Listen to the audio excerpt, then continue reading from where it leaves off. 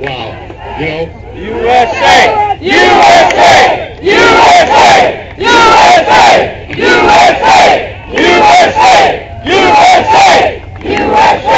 USA! It's our country, and we got to take it back in the ballot box the way we're supposed to. You know, I'm a big, rough, tough, retired airborne ranger. But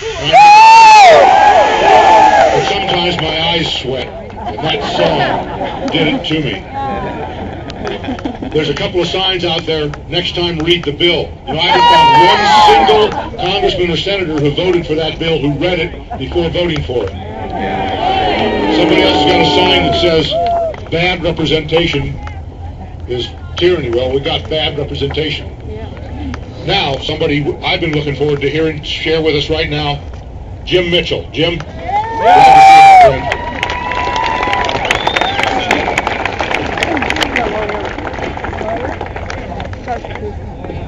I just got off my cell phone with Janet Napolitano at Homeland Security.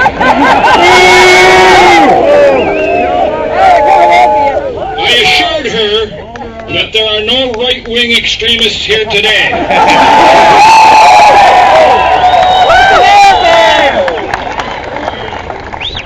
All I see when I look out on this magnificent group are a bunch of loyal Americans who love their country and who want to see us continue to spell America with a C and not with a K.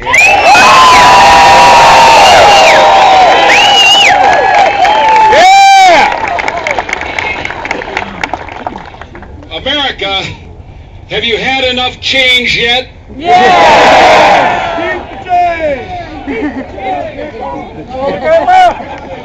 In the past 6 months, government has acquired control of the major banks in the United States through $1 trillion bailout, money forced on them, and some are trying to give it back and the government won't let them. Government has committed another $1 trillion to be spent by Congress to stimulate the economy. Government has committed to spend another $500 billion on the omnibus spending package. Government has acquired effective ownership of 2 of the 3 American automakers. Government wants $3.5 trillion to spend next year, which will increase the national debt by another $1.75 trillion. The Federal Reserve has put the icing on this cake by printing another $1 trillion to use to buy toxic assets from the financial institutions. In just 6 months, government has committed to increase the national debt, which was $10 trillion, by almost $4 trillion, which is 40% increase, and it has printed another $1 trillion. The federal government has committed to print and borrow $5 trillion in just 6 months. How much is $1 trillion? Too much. $1 trillion is $3,333 for every man, woman, and child in the United States of America. For a family of 4, $5 trillion is $66,000 for every family of 4 in the United States. Where is this money coming from? People who haven't even been born. It's coming from you. And I mean, it's coming from all Americans. I don't care what your income level is. It's coming from higher taxes. It's coming from borrowing money that would otherwise be available for private sector borrowing. And they're printing money, which will steal from you silently through runaway inflation. That giant sucking sound you hear is money being sucked out of the private sector where it would be invested or spent to the benefit of literally hundreds of thousands of private businesses, creating hundreds of thousands of permanent jobs, and instead is being sucked into the hands of 545 people in Washington, D.C., who will use it to create a short-term bubble and no permanent jobs.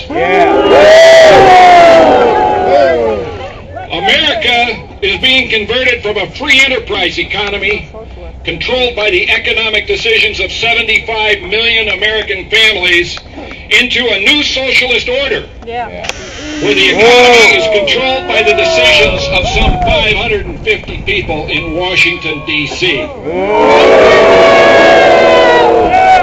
Instead of you deciding who will be the winners and losers, government is going to decide who will be the winners and losers.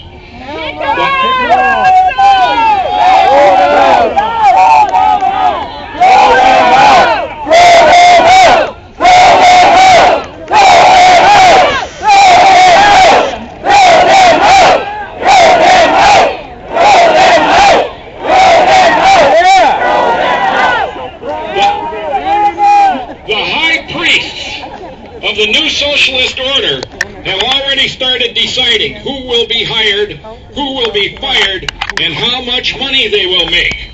And while you have heard them complain about the bonuses to the AIG employees, which the indispensable Tim Geithner and the omniscient Senator Chris Dodd had already approved, they haven't said a word about the $26 million that Democrat donor Jamie Gorelick took out of Fannie Mae for helping to cook the books and run it into the ground.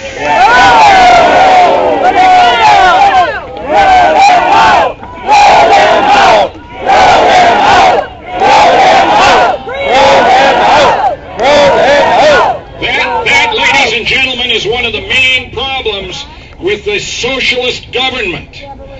They tend to make their decisions for political reasons and not for economic reasons.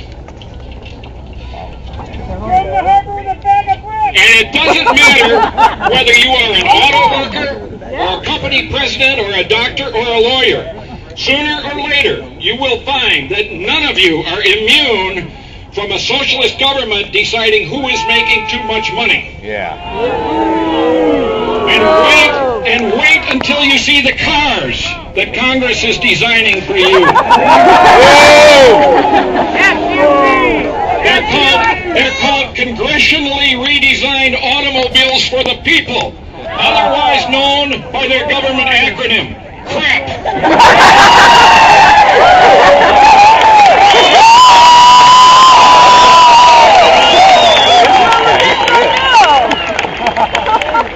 Is this new socialist order going to work?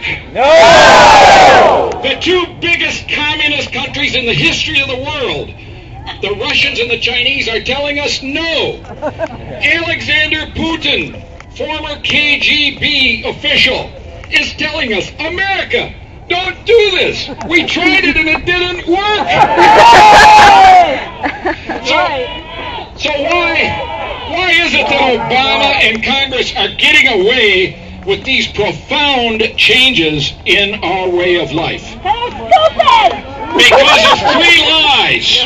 Because of three lies, which the American people have been told. The first lie.